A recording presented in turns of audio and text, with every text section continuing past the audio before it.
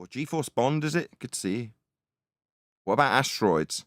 That's a good question. What about asteroids?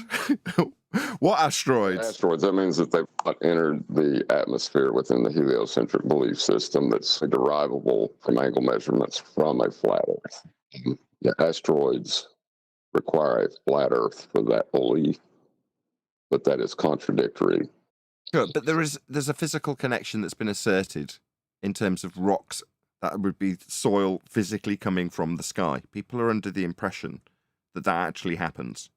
Now, maybe. I mean, I've not encountered any evidence of that, but maybe people can point me in the right direction where they've got first-hand evidence of somebody showing a rock coming from the sky. But what John's saying is your notions of rocks coming from space involves rocks coming from space. And space is a derivation of a measurement that gives you orbits, that gives you a sphere Earth with a vacuum to be around it for rocks to come from. And that requires a flat Earth and a plane, and you can't have violations of natural law for rocks to come to us from. So from the narrative point of view, it's a nonsense.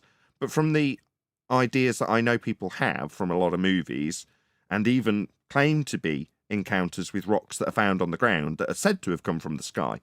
But in terms of tying those two things together, regardless of whether or not it's come from a sky vacuum or not, I know the story's out there, but if people can send me, email me, NathanOakley1980@AOL.com, if you want to send me a link to something that I can go, okay, that looks like an actual video of a sky rock landing in front of somebody and then picking up and going, bloody hell, that's hot, or whatever, I don't care.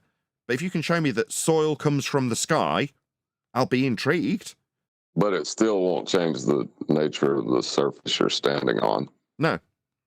And the story that derives a spherical sky vacuum-based orbital motion in Keplerian worlds of priest-derived explanations for how the stars will move, which is all we've really got.